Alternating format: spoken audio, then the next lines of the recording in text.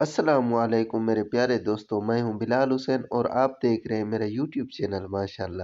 ہے میرے جیسے چھوٹے آدمی سے جب لوگ پیار کرتے ہیں تو اپنی گردن جھکی ہوئی بھی نظر آتی ہے کہ بوجھ زیادہ ہے، اس قابل نہیں ہے جتنی محبتوں کا سامنا ہے۔ تو اب سب محبت کرنے والوں کی دل جوئی کرنا، ان کے معیار پر پورا اترنا، ان کے معاملات کو دیکھنا، یہ آسان کام نہیں ہوتا۔ کسی درویش نے کہا تھا میں دوست تھوڑے بناتا ہوں، اس لیے کہ دوست زیادہ ہوں تو حقوق بھی زیادہ ہوتے ہیں، تو میں اتنی وسعت نہیں رکھتا کہ میں سب کے حق ادا کر سکوں۔ نبی پاک علیہ السلام مدینہ طیبہ تشریف لائے تو ہر آدمی کی خواہش ہے حضور میرے گھر آئے، حضور میرے گھر آئے، اور جو بھی وہاں عرض گزار ہے اور پیغام دے رہا ہے سب کے سینے بھی کھلے ہوئے ہیں، دل بھی کھلے ہوئے ہیں، آنکھیں پلکیں فرش راہ کیے ہوئے ہر آدمی منتظر ہے کہ محبوب میرے گھر میں ہے۔ بڑا امتحان ہے، کس طرح کر کے سب کی چاہتوں کا جواب دیا جائے۔ تو یہ ذرا دیکھیے اس امی لقبی محبوب کی حکمت اور دانائی۔ محبوب فرمانے لگے بھی میری جو اونٹنی ہے نا یہ معمور من اللہ ہے، میں گویا خود نہیں فیصلہ کرتا میں نے کہاں جانا ہے، جہاں اونٹنی بیٹھ جائے گی میں مہمان بن جاؤں گا۔ انداز دیکھیے، نبی پاک علیہ الصلوۃ والسلام نے نا اونٹنی کی لگامیں اس کی گردن پر ڈال دی، اب وہ اونٹنی چلتی جا رہی ہے، تھوڑی آگے جا کے ایک جگہ پہ وہ بیٹھ گئی، لیکن اس کے بیٹھتے ہی حضور اترے نہیں، محبوب بیٹھے رہے۔ ابھی سرکار کی اونٹنی پوری طرح بیٹھی نہیں تھی، پھر اٹھ کے کھڑی ہو گئی، اور تھوڑا سا آگے چلنے کے بعد حضرت ابو ایوب انصاری کے دروازے کے سامنے بیٹھ گئی، اور وہ اس طرح بیٹھی کہ اس طرح جم کے بیٹھی کہ اس نے اپنی گردن بھی بچھا دی۔ جب اطمینان سے اونٹنی بیٹھ گئی، نبی کریم اترے، جناب ابو ایوب انصاری رضی اللہ تعالیٰ عنہ کے گھر میں جلوہ فراز ہوئے۔ یہ وہ دانائی تھی میرے کریم محبوب کی، وہ حکمت تھی کہ کسی محبت کرنے والے کو اعتراض کیا ہونا تھا، سب کا قربان ہونے کو دل کر رہا تھا۔ ہمارے ہاں تو 4 بچے ہوتے ہیں اور ہم کسی ایسی دانائی کا مظاہرہ نہیں کرتے کہ ان کے اندر برابری کر سکیں، ہم اس سمجھ بوجھ کا لحاظ ہی نہیں کرتے۔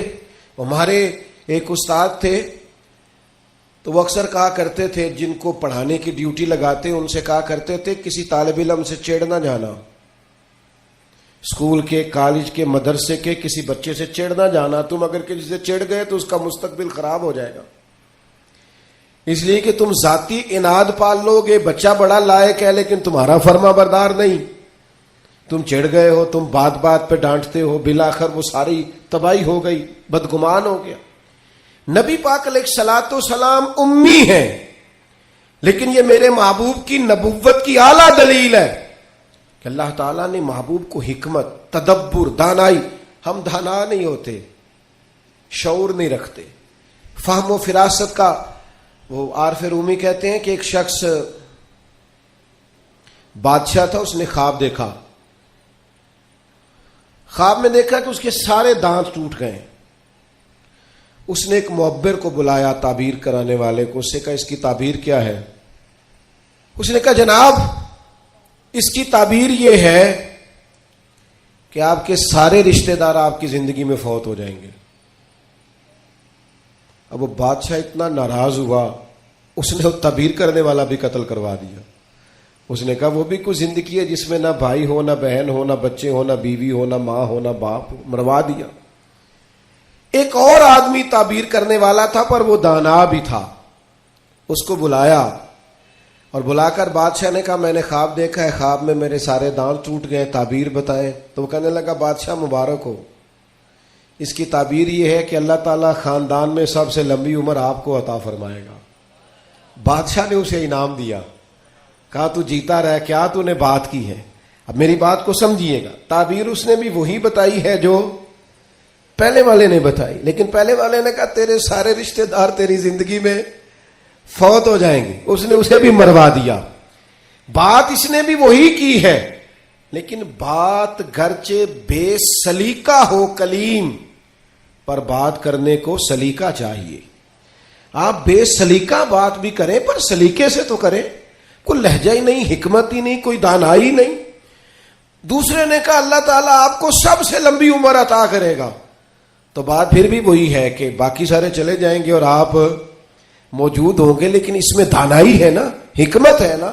فتح مکہ کا موقع تھا, عجیب حالات درپیش ہوئے. اسلام کا جھنڈا حضرت سعد ابن عبادہ رضی اللہ تعالیٰ عنہ کے پاس تھا, بڑے عظیم صحابی. بدر کے موقع پر جس آدمی نے اپنے جذبات سے ماحول گرما دیا وہ حضرت سعد بن عبادہ. ہمیشہ اگلی صفوں میں مجاہدوں کی رہنے والے, مال خرچ کرنے والے, نڈارا آدمی. لیکن جھنڈا ان کے ہاتھ میں تھا. حالات کچھ اس طرح کے پیدا ہوئے کہ بعض لوگوں نے مطالبہ کیا ان سے جھنڈا لیا جائے, اور کوئی معقول وجہ نہیں تھی, لیکن بعض اوقات نا حالات ایسے بن جاتے ہیں. اب حضور علیہ السلام کی بارگاہ سے مطالبہ ہو رہا ہے کہ آپ جناب سعد بن عبادہ سے جھنڈا لے لیں. یہ نوجوانوں سے بالخصوص عرض کروں گا کہ علم بھی تبھی بندے کو فائدہ دیتا ہے جب اس کے ساتھ کچھ بندے کو شعور بھی ہو. ہنر بھی تبھی فائدہ دیتا ہے جب اس کے ساتھ کچھ نہ کچھ دانائی بھی ہو. شیخ سعدی فرمایا کرتے تھے ایک من علم ہونا تو سنبھالنے کے لیے 10 من عقل کی بھی ضرورت ہوتی ہے, ورنہ ضائع ہو جاتا ہے سارا. دانائی, تدبر. یہ دیکھیے امی لقبی محبوب سے ہم نے دانائی سیکھنی ہے, تدبر سیکھنا ہے, فہم و فراست سیکھنی ہے. زندگی میں شعور کس کو کہتے ہیں یہ حضور ہمیں سکھائیں گے. کہ جناب حضرت سعد بن عبادہ کو اتارنا ہے.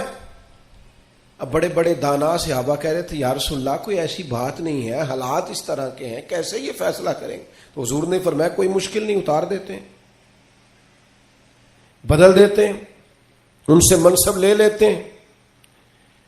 یا رسول اللہ یہ آسان نہیں ہے, کیسے؟ فرمایا ابھی دیکھنا تم, یہ اللہ تعالیٰ نے میرے محبوب کو حکمت کی خزانوں کی کنجیاں عطا فرمائی. نبی کریم علیہ السلام نے فرمایا سعد بن عبادہ جھنڈا دے دیں آپ واپس. اب آپ لشکر کے علم بردار نہیں رہے. انہوں نے بوجھل ہاتھوں سے جھنڈا تھما ہوا تھا, پریشان تھے کہ کوئی ایسی بات نہیں. جب حضور نے کہا دیں تو وہ غلام تھے. سانو قید سجن دا گہنا ہے, وہ جینجے رکھے ایسا اونج رہنا ہے. انہیں اسی وقت جھنڈا تھما دیا, خوش ہو کے تھما دیا. لیکن یہ میرے محبوب کی حکمت ہے. محبوب نے جناب سعد بن عبادہ سے جھنڈا لیا اور قریب ان کے جوان بیٹے کھڑے تھے, محبوب نے جھنڈا انہیں دے دیا. فرمایا کمان تیرے ہاتھ میں ہے. باپ کا قد اس وقت 10 فٹ زمین سے اونچا ہو جاتا ہے جب اس کا بیٹا اس کی جگہ پہ بیٹھ جاتا ہے. وہ کہتا ہے میری فکر گئی, میں اب بے فکر ہوں.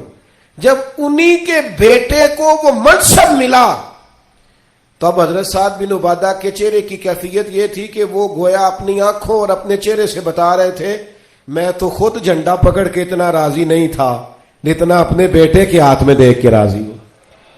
یہ آپ تدبر سیکھیں. میں اپنے نوجوانوں کو دیکھتا ہوں جذباتی مزاج, بھاگتے دوڑتے, بے چین, پریشان, الجھے ہوئے. ابھی میں ملک سے باہر تھا, میرے ساتھ اکثر ایسے ہوتا ہے. بیرون ملک جو لوگ ہوتے ہیں نا وہ زیادہ پریشان ہوتے ہیں پاکستان کے حالات کو لے کر, وہ زیادہ خبریں دیکھتے ہیں. تو ایک صاحب مجھ سے کہنے لگے پاکستان کے حالات. میں نے کہا بالکل ٹھیک ہے, یہ اتار چڑھاؤ ہے, زندگی کے ساتھ چلتا ہے. بے چینی نہیں, بے قراری نہیں, الجھاؤ نہیں, ہر وقت کا اضطراب نہیں. دانائی, تدبر, حکمت, معاملہ فہمی, یہ ہمیں ہمارے رسول پاک نے عطا فرمائی. آپ اپنی زندگی کو سلیقے سے گزاریں, قیمتی بنائیں. آپ اپنے وجود سے بڑا کام لے سکتے ہیں, لیکن کیا ہے, دانائی نہیں ہے. جذباتی مزاج اور جذباتی پن ہماری طبیعتوں کا حصہ ہے. جذباتی فیصلے, جذباتی باتیں. ہمارے دیہاتوں میں چودھری فیصلہ کس کے حق میں کرتے ہیں, جو پہلے آ جائے. وہ سچا ہے یا جھوٹا ہے, پہلے گیا ہے, بس انہیں مینو پہلا آخیا تسی تے آئے ہی نہیں, اسی بات میں فیصلہ دے دیا. دانائی, تدبر, یہ رسول اللہ صلی اللہ علیہ وسلم نے ہمیں سکھایا. امی لقبی ہیں حضور. اور دوسری بات, انسان کے پاس جو سب سے قیمتی چیز ہوتی ہے نا وہ اس کا کردار ہوتا ہے. آپ نے زندگی میں نقوش کیا چھوڑے, آپ جہاں رکے, جہاں بیٹھے, یہ ایسا تو نہیں زندگی میں کہ یہ 10 دوست پرانے یہ 10 دوست آج کل کے ہیں اور ان کے درمیان بھی غیبتیں جاری ہیں، بس کام ختم ہونے کے قریب ہے، اور پھر اس کے بعد اور کوئی 4 دوست ہم تلاش کریں گے۔ اچھے نقوش نہیں چھوڑتے، کتنی خوشیوں سے رشتے طے پاتے ہیں، لیکن وہ تھوڑا وقت نہیں گزرتا تو ساری سوچیں، سارے نظریات گدلے اور میلے کچیلے ہونے لگ جاتے ہیں، وہ ساری محبتوں کو زنگ لگنے لگ جاتا ہے۔ عظمت کردار، بلندی، آپ کے افکار، آپ کا اچھا گمان، آپ کی سوچیں، آپ حیران ہوں گے اللہ تعالیٰ نے نبی پاک کا وجود ہی معجزہ بنایا ہے، لیکن جب حضور کے اپنوں نے دلیل مانگی نا، اپنوں کو مطمئن کرنا بڑا مشکل کام ہوتا ہے۔ قریبیوں نے دلیل مانگی، قریش مکہ نے، کہ آپ نبی ہیں تو دلیل دیں۔ نبی پاک علیہ السلام نے اپنے اپنوں کو معجزہ نہیں دکھایا، بلکہ قرآن مجید فرماتا ہے کہ محبوب نے کہا فقد لبثت فیکم عمرا من قبلہ افلا تعقلون، میں کوئی باہر سے نہیں آیا، میں نے اپنی اس سے پہلے کی ساری عمر تمہارے درمیان گزاری ہے، 40 سال یہاں گزارے، اپنے ماں کی گود میں بھی، نانا کے کندھوں میں بھی، جناب ختیجہ کا دولہا بن کے بھی، بیٹیوں کا باپ بن کے بھی، میں نے سارا وقت تمہارے بیچ گزارا، افلا تعقلون، تمہیں عقل نہیں؟ گویا محبوب ان سے فرما رہے ہیں کہ میری جیسا سچا ہے تو لا کے دکھاؤ، باہر سے نہیں آیا، تمہارے درمیان رہا ہوں۔ یار یہ مشکل کام ہوتا ہے، چاروں جانب ماحول خراب اور بندہ پھر ٹھیک رہے۔ اکثر لوگ تو اپنے بچے کی غلطی نہیں نکالتے، کہتے دوستوں نے خراب کر دیا، اماں کہتی ہے منڈا میرا ٹھیک سی، دوستوں نے خراب کرتا ہے۔ میں نے کہا چلیں اچھی طرح سے سوچ لیں، ہو سکتا ہے دوست ٹھیک ہو، آپ کے بچے نے سارا ماحول گڑبڑ کر دیا ہو۔ یہ جان چھڑانا تو آسان ہے، لیکن سارے ماحول کے اندر کردار کی عظمت۔ جب نبی پاک علیہ السلام نے مختلف بادشاہوں کو خطوط لکھے نا، اسلام قبول کر لو، تو کیسر روم کو بھی خط لکھا۔ کیسر سیانا آدمی تھا۔ سیانے لوگ جو ہوتے ہیں وہ زمینی حقائق دیکھتے ہیں، جذباتی فیصلے نہیں کرتے، وہ معاملہ فہم ہوتے ہیں۔ آج کل جس طرح میں اور آپ ہیں نا تصویروں کے اندر زندگی گزار رہے ہیں، لائکس، ویوز، کمنٹس، اسی پر زندہ ہے۔ لوگ ان پر وقت نہیں گزارتے تھے، اس سمجھدار لوگ۔ کیسر روم کے پاس میرے محبوب کا خط گیا، اس نے فوراً نہیں فیصلہ کیا، کہنے لگا کوئی، ورنہ بہت سارے ایسے بدبخت بھی تھے معاذ اللہ جنہوں نے حملے کی تیاری شروع کر دی، ہمیں خط لکھا ہے اسلام قبول کرو ہم حملہ کریں گے، لیکن یہ سیانا آدمی تھا۔ اس نے لوگوں سے کہا یہاں اگر کوئی سردار آیا ہوا ہو نا، مکے کا، تجارت کی غرض سے سردار آیا کرتے، کوئی سردار آیا ہوا ہو تو میری ملاقات کراؤ۔ جناب ابو سفیان ابھی مسلمان نہیں ہوئے تھے، اور ہر جنگ میں قریش مکہ کی لیڈ وہ کرتے تھے، وہ ان دنوں وہاں گئے ہوئے تھے، تجارت کی غرض سے بلا لیا۔ اب کیسر نے سامنے کھڑا کیا، بخاری شریف سے لے کر کتب سیرت میں تمام جگہ، کتب احادیث میں آپ کو الفاظ کے اختلاف کے ساتھ لیکن مفہوم ایک ہی ہے، یہ روایت ملے گی۔ کیسر نے سوال کرنے شروع کیے جناب ابو سفیان سے۔ پہلے پوچھا آپ کون ہے؟ کہا میں سردار ہوں۔ کوئی رشتہ؟ کہنے لگے جس محبوب نے آپ کو خط لکھا ہے میں رشتے میں چچا ہوتا ہوں۔ کہنے لگے بتائیے، اس محبوب نے دعوی نبوت کیا ہے، ان کے خاندان میں ماضی قریب میں کسی اور نے بھی کیا ہے؟ کہا نہیں۔ کہا کوئی بادشاہ گزرا ہو ان کے خاندان میں قریب کا؟ کوئی نہیں۔ کہا یہ بتائیے ان کے ماننے والے امیر ہیں کہ غریب؟ تو ابو سفیان کہنے لگا ماڑے بندے، ماڑے بندے۔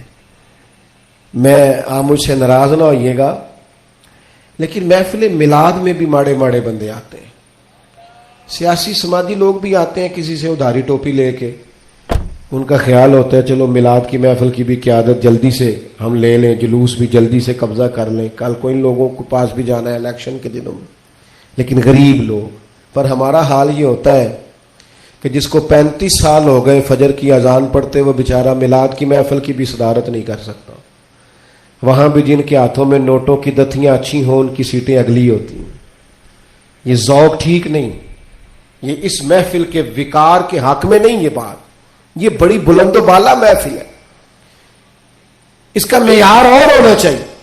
پوچھا سردار نے، ابو سفیان بتائیے ماننے والے کون ہیں؟ کہ غریب غریب۔ فرمایا یہ بتاؤ تمہاری کبھی ان سے جنگ بھی ہوئی ہے؟ کہا ہوئی ہے۔ کہ نتیجہ کیا نکلا؟ کہا کبھی ہم فتح یاب ہوئے کبھی وہ۔ کہنے لگا اچھا یہ بتائیں ان کے ماننے والے گھٹ رہے ہیں بڑھ رہے ہیں؟ ابو سفیان کہنے لگا جی بڑھ تو روز بروز رہے ہیں اور نتیجہ خیز ہو رہی ہے دعوت۔ اس نے کہا اچھا یہ بتائیں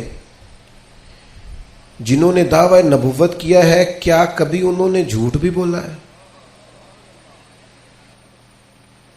ابو سفیان کہتے ہیں کہ میں ایک منٹ کے لیے سوچ میں مخالف تھا نا، مخالف رائے دے رہا تھا، لیکن میرے دل کے اندر سے آواز آئی معاذ اللہ میں انہیں جادوگر کہوں، شاعر کہوں، شاعر کہوں تو شاید کوئی شخص میری بات پر توجہ دے، پر نبی پاک نے جھوٹ بولا یہ تو مانے گا ہی کوئی نہیں۔ کہتے ہیں میں نے کہا بات بالکل سچی کرنی ہے، وہ میرے سامنے پیدا ہوئے، سامنے جوان ہوئے، سامنے ان کے بال سفید ہوئے، پر اس محبوب کی زبان سے جو بھی نکلتا ہے حق اور سچ ہی نکلتا ہے۔ میں کیسے آپ کو یہ بات عرض کروں کہ بغیر وجہ کے لوگ جھوٹ بولتے، ان کا کوئی فائدہ نہیں، کوئی دنیاوی نفع بھی نہیں، جان بوجھ کے ڈینگے مارتے بڑھ کے، کوئی لینا دینا ہی نہیں، بلا وجہ جھوٹ یہ انسان کے کردار کو داغدار کر دیتا ہے۔ دنیا کے کسی بڑے تاجر پر ہاتھ رکھیے، بڑے سے بڑے بزنس مین پر، اس سے پوچھئے کہ تمہاری بزنس میں کامیابی کی وجہ کیا بنی؟ انویسٹمنٹ زیادہ کی تھی، پڑھے لکھے زیادہ تھے؟ تو آپ کو ہر بزنس مین کہے گا صرف اللہ نے میرا مارکیٹ میں اعتبار بنا دیا تھا۔ جس کا اعتبار مارکیٹ میں اچھا ہوتا ہے، لوگ کہتے ہیں بندہ ٹھیک ہے، سچ بولتا ہے، اس کا کاروبار چلتا ہے۔ کبھی جھوٹ اور بددیانتی اور فریب سے بھی قومیں آگے بڑھی۔ ابو سفیان کہتے ہیں مجھ سے پوچھا، ایک سوال یہ بھی تھا ان سوالوں میں کہ خاندان کیسا ہے؟ تو میں نے کہا خاندان تو قریشی اور ہاشمی ہے، اعلی خاندان محبوب کا۔ تو کہتے ہیں میں نے کہا بادشاہ کو نتیجہ ہی دے، اتنے تو نے سوال کیے۔ تو کہنے لگا نتیجہ تو نکل آیا ہے۔ تم نے کہا ماننے والے غریب لوگ ہیں، تو نبیوں پر ہمیشہ پہلے غریب لوگ ہی مان لاتے ہیں۔ تم نے کہا ماننے والے بڑھ رہے ہیں، تو یہ ان کی صداقت کی دلیل ہے کہ ہر روز دعوت اور پیغام اور ماننے والے بڑھ رہے ہیں۔ تم نے کہا وہ اعلیٰ نسب ہے، تو نبی اللہ ہمیشہ اونچے خاندانوں میں بھیجا کرتا ہے۔ تم نے کہا انہوں نے کبھی جھوٹ نہیں بولا، تو سردار سچ بتانا، جو بندہ بندوں سے جھوٹ نہیں بولتا وہ یہ جھوٹ کیوں بولے گا کہ میں اللہ کا رسول بن کے آیا ہوں؟ نتیجہ تو نکل آیا۔ اسیر دشمن کی چاہ میں بھی، مخالفوں کی نگاہ میں بھی وہ امی ہے، صادق ہے، معتبر ہے، میرا پیغمبر عظیم تر ہے۔ کردار کی جو عظمت ہے نا، کردار کی، یار آپ کی اور میری زندگی کچھ اصول تو ہونے چاہیے، کچھ قاعدے، کچھ ضابطے، جدھر کی ہوا ہوئی ادھر کے ہو گئے۔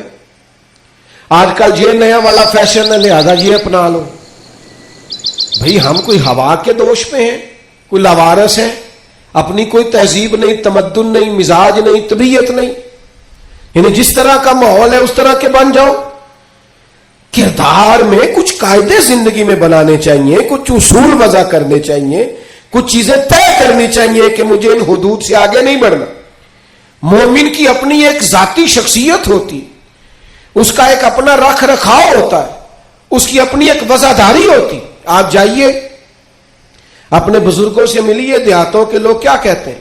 وہ کہتے ہیں بس بھائی میں دوستوں کے ساتھ آتا جاتا تھا، گھومتا پھرتا تھا، اب یہ کام نہیں کرنا، اب میرے بیٹے کو میرا جوتا پورا آنے لگ گیا ہے، اب مجھے وفادار ہونا ہے۔ میں کیسے اپنی ملت کے نوجوانوں کو سمجھاؤں کہ تم گھٹنوں تک اگر اپنا لباس آدھا کر لے تو پتہ نہیں تیری کتنی کوئی گرمی کم ہو جاتی ہے اور کس قدر زیادہ آسودگی اور آسانی محسوس کرتے ہو۔ حالانکہ گھر میں بہنیں ہیں، بیٹیاں ہیں، ماں ہے، بندے کی ایک اپنی وفاداری بھی ہونی چاہیے، اس کے کچھ قاعدے ضابطے، اٹھنا بیٹھنا، اصول بھی ہونے چاہیے۔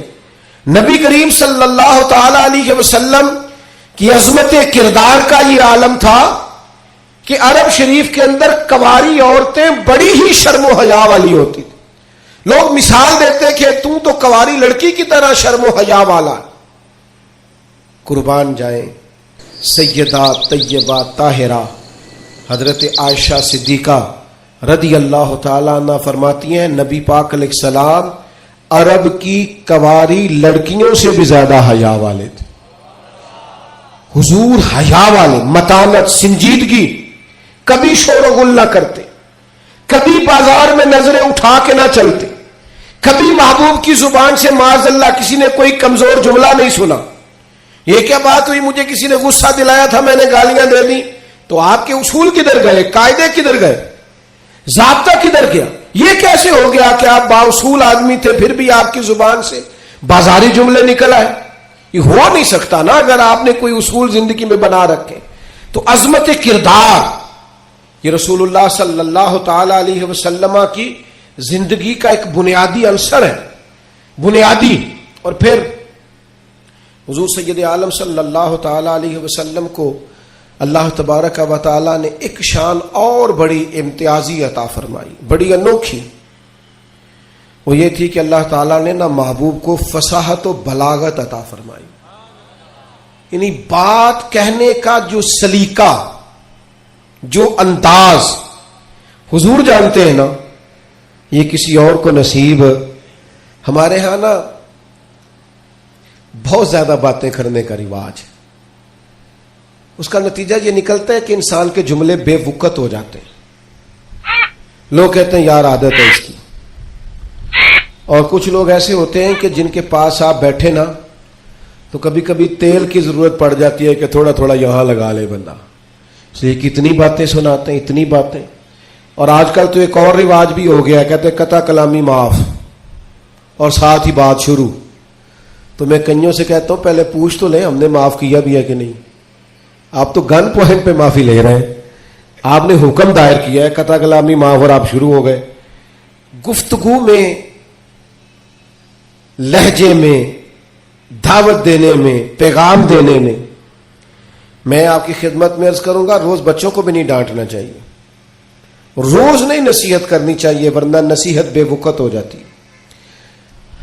روز ہی انسان کو اس طرح کا ماحول نہیں بنانا چاہیے وہ اس کی طبیعت ٹھہراؤ والی ہو، یعنی سکوت جو ہوتا ہے نا، چپ خاموش آدمی وہ لگتا ہے کہ کوئی طوفان لیے بیٹھا ہے، لگتا ہے کہ یہ اس وقت کسی خاص گہرائی اور گہرائی میں اتر کر کوئی اچھی منصوبہ بندی کر رہا۔ نبی پاک علیہ السلام کو اللہ نے بڑی فصاحت و بلاغت عطا فرمائی، لیکن اس کے ساتھ ساتھ اللہ تعالیٰ نے علم کے خزانوں کی کنجیاں دیں۔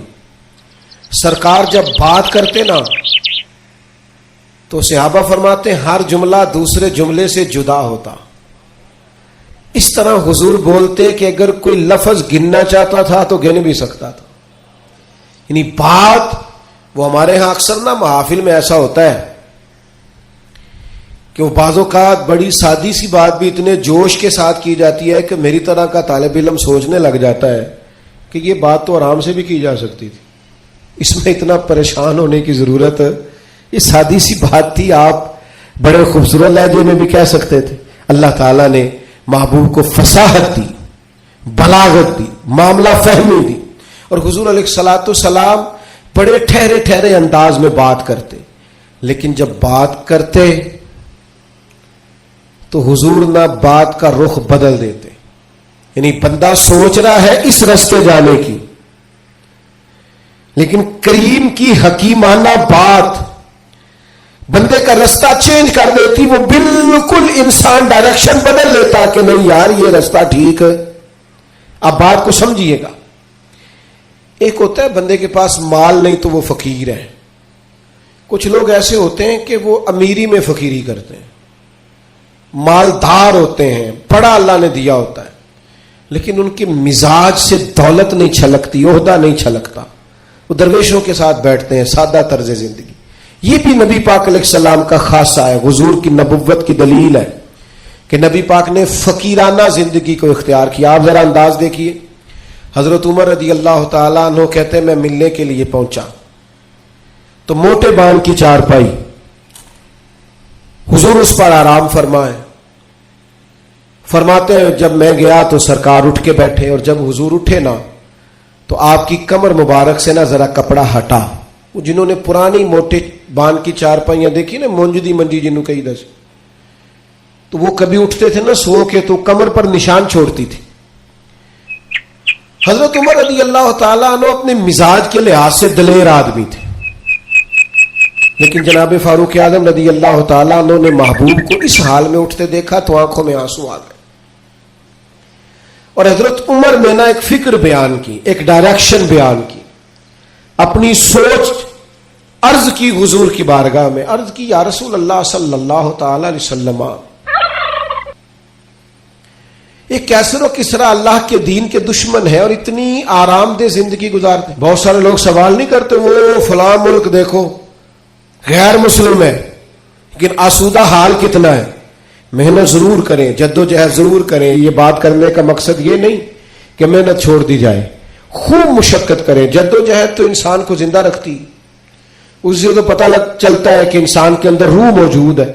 جو بالکل ہلتے جلتے نہیں، حرکت نہیں کرتے ہو تو مردے ہو جاتے ہیں. تو زندگی زندہ دلی کا نام ہے. مردہ دل کیا خاک جیا کرتے. لیکن یہ سوچ کا یہ زاویہ بھی دیکھیے. حضرت عمر نے عرض کی یا رسول اللہ. السلام علیکم دوستو، آپ دیکھ رہے ہیں میرا یوٹیوب چینل ماشاءاللہ. آسان زندگی گزارتے اور آپ محبوب ہو کے. اب یہ ایک زاویہ ہے سوچ کا، لیکن نبی پاک علیہ السلام نے اس زاویے کو نیا رستہ دیا. سوچ یہ ہے کہ آپ محبوب ہیں اور ظاہری طور پر یہ وقت مشکل ہے، دوسری جانب دشمن ہے، اور یہ گاؤں تک یہ لاؤ لشکر، یہ آسان زندگی. حضور نے سوچ ہی بدل دی. فرمایا عمر کیا تم یہ پسند نہیں کرتے کہ وہ دنیا میں تھوڑی سی آسانی لے اور آخرت میں رسوا ہو جائے؟ اور فرمایا کیا تم یہ پسند نہیں کرتے ہم دنیا میں تھوڑی سی مشقت اٹھائیں اور آخرت کی ساری عزتیں اللہ ہمیں ہی عطا فرما دے؟ یہ ایک ایسی سوچ تھی کہ جناب عمر کہتے ہیں میرا زاویہ نگاہ ہی بدل گیا کہ جنت میں جیئیں گے من چاہی زندگی، وہاں اللہ کے انعامات سے بھرپور لطف اندوز ہوں گے، وہاں اللہ تبارک و تعالی اور اس کے محبوب کے قرب میں ان نعمتوں کو محسوس کریں گے. اور حضور نے زاویہ بدل دیا. یقین ایک شخص نے آ کے کہا یا رسول اللہ مجھے آپ سے محبت ہے. حضور نے فرمایا سوچ کے کہو. یہ ویسے ہم سے نہیں آج کوئی بھی کہہ سکتا، سوال ہی نہیں پیدا ہوتا. میں عاشق رسول ہوں تو کوئی بندہ کہے سوچ لے اچھی طرح، کہنے تو نے یہ کیسے بات کر دی، میرے سے بڑا عاشق ملے گا نہیں ڈھونڈنے سے. کہا یا رسول اللہ آپ سے محبت ہے، تو فرمایا سوچ لو. یا رسول اللہ آپ سے محبت ہے، فرمایا پھر سوچ لو. 3 بار حضور نے کہا. اس نے کہا حضور مجھے ہے محبت. تو پھر نبی پاک نے فرمایا فقر کے لیے تیار ہو جاؤ، آزمائش کے لیے تیار ہو جاؤ. یاری تیری سونا پر آزمائشاں تیریاں اگ. یہ سونا پرکھیا جامد ہے پر نال لگاں دے لگ. آزمائش کی تیاری کرو. یعنی ایسا نہیں ہے کہ مجھ سے محبت کرو گے تو بڑی آسودہ زندگی، ہر وقت آرام دہ وقت گزرے گا. یہ شہادت گاہ الفت میں قدم رکھنا لوگ آسان سمجھتے ہیں مسلمان ہونا. یا آپ کا خیال ہے کہ فلاں آدمی دیکھو کتنی موج میں ہے. میں اکثر کہا کرتا ہوں جو بندہ بڑا ہوتا ہے نا اس کے دکھ بھی اتنے بڑے ہوتے ہیں، اس کی آزمائشیں بھی اتنی بڑی ہوتی. قد کاٹ کے حساب سے آزمائش ہوتی ہے لوگوں کی. یاد رکھنا نبی پاک علیہ الصلوۃ والسلام نے سوچوں کو نیا زاویہ دیا. فقیرانہ زندگی، یعنی بہت زیادہ مال ہے حضرت عثمان غنی کے پاس، لیکن سارا اللہ کی مخلوق پر بانٹنے کے لیے رکھا ہوا ہے. خود اگر پیبند لگے کپڑوں سے بھی گزارا کرنا پڑتا ہے تو وہ سکھی ہیں، آسان ہے. ایک دن بھی نہیں مانگا حضرت بلال حبشی نے کہ یا رسول اللہ میرا بھی تو مکان ہونا چاہیے نا. کیوں؟ کہ حضور نے معراج سے واپس آ کے کہا تھا میں نے تمہارے چلنے کی آواز جنت میں بھی سنی. تو جن کے محل بنے ہوئے تھے سوچیں بدلی ہوئی تھی, انہوں نے پھر اپنے زاویہ نگاہ کچھ اور بنایا. بس بات سمیٹنے کی طرف آ رہا ہوں. ایک چوتھی بات نبی پاک علیہ الصلوۃ والسلام کے نبی ہونے پر, اللہ تعالی کی طرف سے برہان ہونے پر بڑی دلالت کرتی, وہ یہ ہے کہ میرے رسول پاک نا طبیب روحاں ہیں. حضور دلوں کے طبیب ہیں. یعنی کچھ چیزیں ایسی ہیں جو انسان کے ظاہر کو سنوار دیتی لیکن باطن پیاسا رہ جاتا ہے. آپ نے بہت سارے لوگ دیکھے ہوں گے, یہ انزائٹی بھلا کس گھر میں زیادہ آتی ہے, ڈپریشن اور ٹینشن کس گھر میں زیادہ آتا ہے, جس میں بہت زیادہ سہولیات ہوتی ہیں, بہت زیادہ سرمایہ ہوتا ہے, 2-4 نوکر ہوتے ہیں, وہاں انزائٹی بھی ہوتی. کیوں کہ دکھ ہی ہمیشہ انسان کے ساتھ رہتا ہے.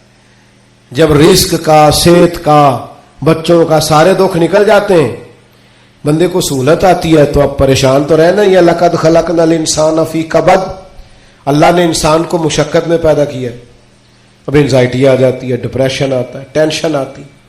نبی پاک صلی اللہ تعالی علیہ وسلم نا طبیب روحاں ہیں, حضور دلوں کے طبیب ہیں.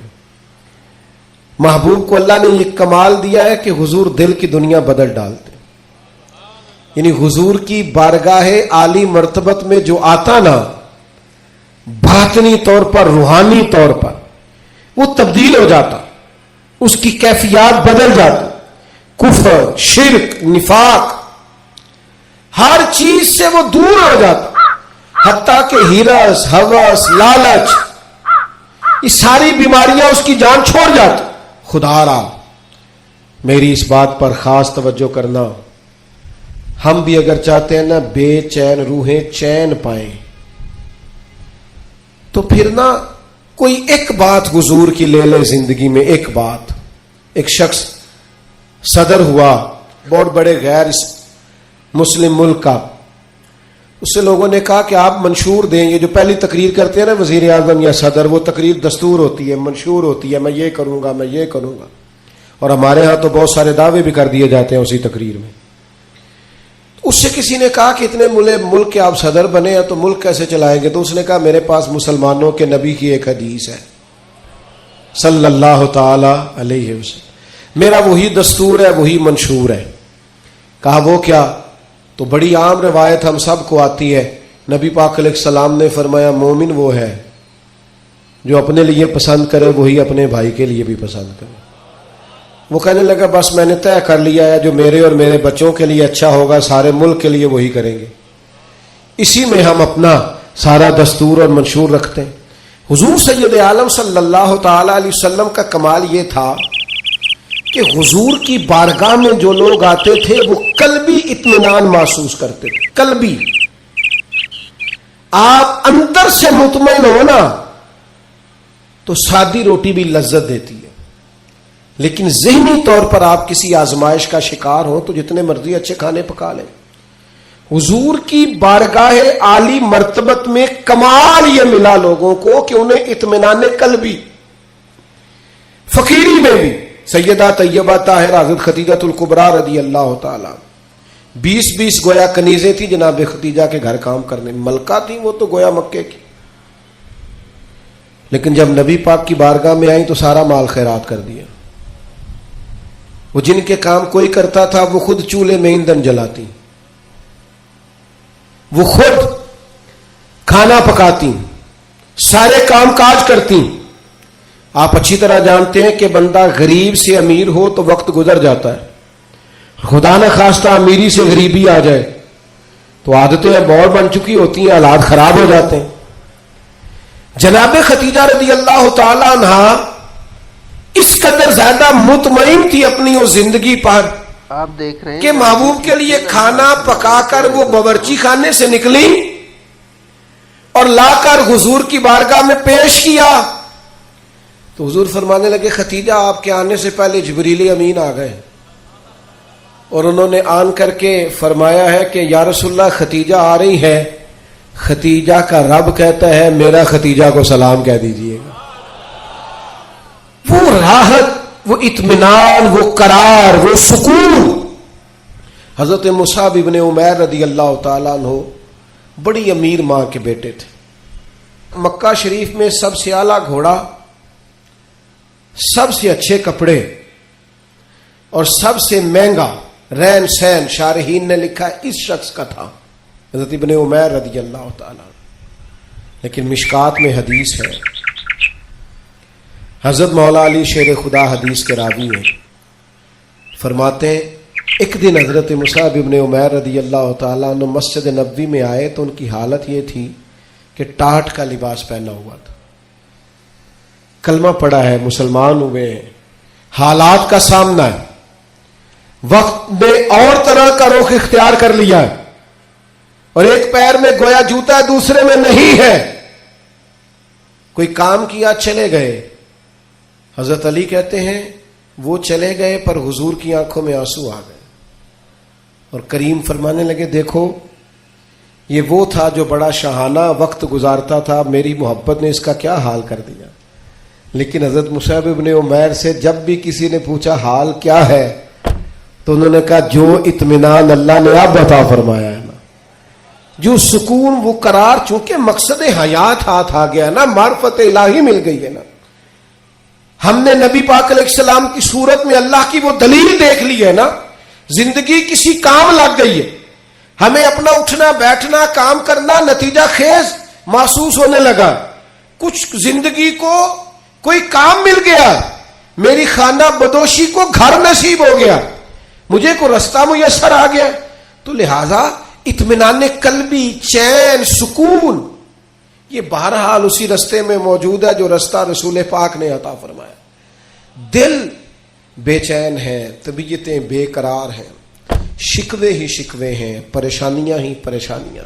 میرے دوستو، ہمارے ہاں جو اضطراب ہے، جو بے چینی ہے، جو ذہنی تناؤ ہے، کسی آدمی کو لوگ اچھا سمجھنے کو تیار نہیں، بدگمانیاں ہیں، ہر گروہ دوسرے کے بارے میں، ہر محکمہ دوسرے کے بارے میں، ایک طبقہ زندگی سے تعلق رکھنے والے لوگوں سے دوسرے کے بارے میں رائے پوچھے تو سخت لہجوں کے اندر اس طرح کا مزاج ہے کہ ہم اکٹھے رہتے ہیں پر دور رہتے ہیں ایک دوسرے۔ خدارا آؤ نا میلاد کے موسم بہار میں اپنے محبوب سے فیض حاصل کریں، اطمینان قلبی کا بندوبست کریں، اپنے دلوں کو حضور کی محبت کا فیضان دیں۔ ہم تھوڑا ٹھہرنا سیکھیں، تھوڑی بردباری سیکھیں، تھوڑا علم سیکھیں، تھوڑا تدبر سیکھیں، اپنے نبی کریم علیہ السلام سے حکمت سیکھیں، دانائی کے سوتے ہماری طبیعتوں سے پھوٹے۔ دو قسم کے لوگ مطمئن زندگی گزارتے ہیں، دو قسم کے حکماء نے لکھا، دو بندے، ایک جو جس کے پاس جائز پیسے ہوں اور وسیع ہوں، ناجائز پیسے وسیع ہوں تو وہ بھی بے چین رکھتے ہیں، بندہ مطمئن نہیں رہتا، الجھا رہتا ہے۔ جائز پیسے ہو اور وسعت ہو رزق میں تو انسان مطمئن ہوتا ہے۔ اور دوسرا، اگر اللہ کتاب و سنت کا علم عطا کر دینا، پھر طبیعت میں وہ ٹھہراؤ آتا ہے، وہ سکون آتا ہے۔ تو یاد رکھنا، نبی پاک کی صرف باتیں پڑھ لی جائیں نا، سیرت پاک کو پورا پڑھ لیا جائے، حضور علیہ الصلوۃ والسلام کا وقار، بردباری، معاملہ فہمی، تدبر، حضور علیہ السلام کا حقوق العباد کا چارٹر، انسانی حقوق کے تعلق سے سرکار کے ارشادات۔ یعنی میں بڑے زمانے سے دوستوں سے یہ کہتا ہوں کہ ایک مہینہ پہلے بیٹی کے فرنیچر کا آرڈر دیتے ہو، کم از کم مہینہ پہلے، اور 15 دن پہلے بیٹے کی شیروانی اور سوٹ، کم از کم 15 دن پہلے۔ کاش ان دونوں کو تم کسی ایسی جگہ بھی لے جاؤ جہاں انہیں میاں بیوی کے حقوق کا درس بھی ملے۔ اگر نوجوانوں کو پتا ہو کہ 3 طلاقیں اکٹھی دینے سے طلاق ہو جاتی ہے، قبل اس کے پتا ہو تو جو سینکڑوں کیسز روز طلاق کے آتے ہیں اور وہ پچھتا رہا ہوتا ہے بعد میں، لیکن چونکہ اب اس نے دروازہ ہی بند کر دیا ہے، 3 طلاقیں دے، کیا کیا؟ مسائل کا پتہ ہی نہیں، آگاہی نہیں۔ ہمارے گھروں میں انقلاب آئے گا، گھروں میں۔ ایک حدیث ہے نا سرکار کی، ایک کہ نبی پاک علیہ السلام نے فرمایا کسی باپ کا اپنے بیٹے کے لیے بیٹی کے لیے سب سے بہترین تحفہ یہ ہے اسے اچھا ادب سکھا دیں. لو آپ یہ کام کر کے دیکھیں کل کو اسی بیٹے کی بیوی کتنے سکون سے وقت گزارے گی. اگر اس کے آداب زندگی ٹھیک ہوئے تو اس کے بچے کتنے اطمینان سے وقت گزارے. اس کے دوست کہیں گے یار کیا آدمی ہے اس کے ساتھ بیٹھے تو زندگی خوبصورت ہو جاتی. ہم نے کیا کیا ہے؟ ہم نے اپنے بے چین دل کو چین نہیں دیا, حضور کی بارگاہ سے فیض یاب نہیں کیا.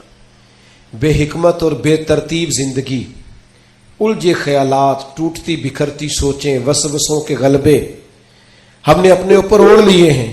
میلاد النبی کے اس موسم بہار میں واپس لوٹئے اور دروازہ رسول کی طرف رجوع کیجئے.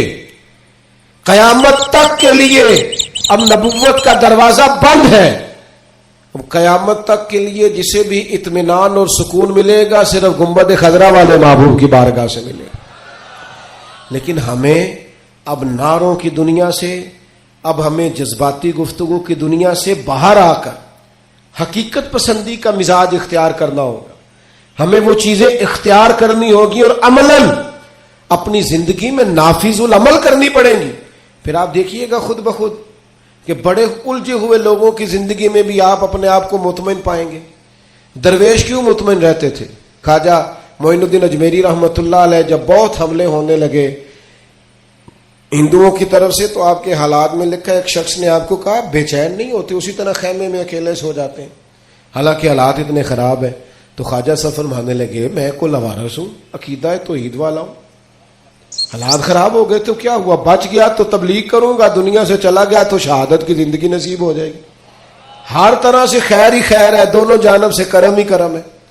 تو مومن کی یہ شان ہوتی ہے کہ وہ تو مطمئن ہوتا ہے, اس کو تو اللہ تبارک و تعالی سکون عطا کرتا ہے. لیکن ہمارا الجھاؤ اب خطرناک ہو گیا. تو 4 باتیں میں نے آپ کی خدمت میں عرض کی. ایک تو حکمت, حضور امی ہے, پردانائی, تدبر, معاملہ فہمی. اور دوسری بات رسول اللہ صلی اللہ علیہ وسلم نے ہمیں عظمت کردار سکھائی. اپنی زندگی کے چاروں جانب اصولوں کی دیوار کھڑی کریں, اپنے اصولوں کی روشنی میں آپ جیئیں. کوئی آ رہا ہے کوئی جا رہا ہے یہ کام چلتا رہے, لیکن آپ کو اپنے اصول توڑنے نہیں ہیں.